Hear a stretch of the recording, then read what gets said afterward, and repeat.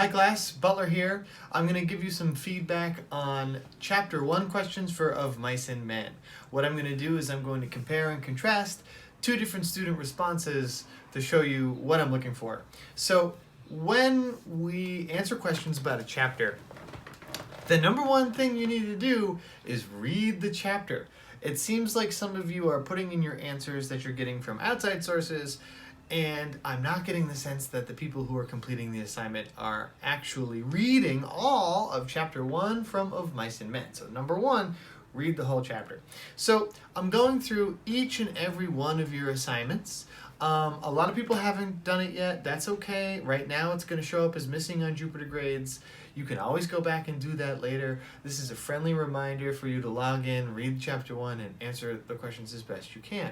For those of you who answered the questions, even if you haven't met the standard of what I'm expecting, thank you very much. I mean, you're doing work, you're participating, and that's great. Okay, so to make it easy, if you didn't use evidence in the way that I would like you to, you got a 2, that's a B- on Jupiter Grades. If you did use evidence in the way that I expecting you to, that's a 4, that's an A, okay? So let's take a quick look at some responses. All right, so here's one example. Chapter 1 of Mice and Men, Interpretation, question 1. How does Steinbeck convey Lenny's animal-like qualities? Here's the answer that this student wrote. He acts like an animal. Okay, well,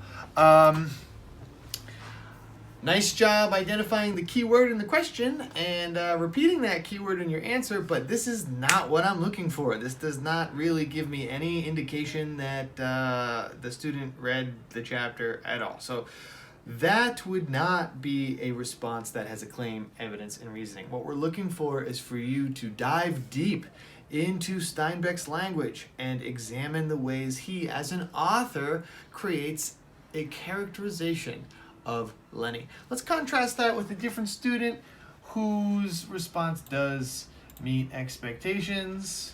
Let's take a quick look down here. I'm going to enlarge this for you so you can see. All right, same question. How does Steinbeck convey Lenny's animal-like qualities?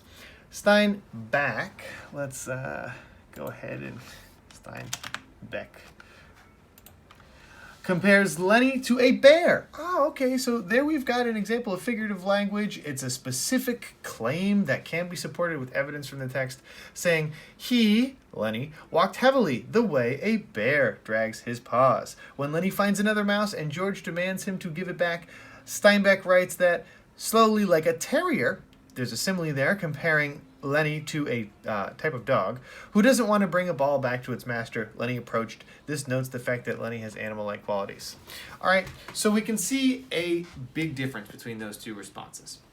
The first one didn't really have any evidence from the text, and the second one shows that the student really read and paid attention to Chapter 1. So there's some helpful feedback for you. If you have any questions or comments, you can contact me, and good luck as you continue to work.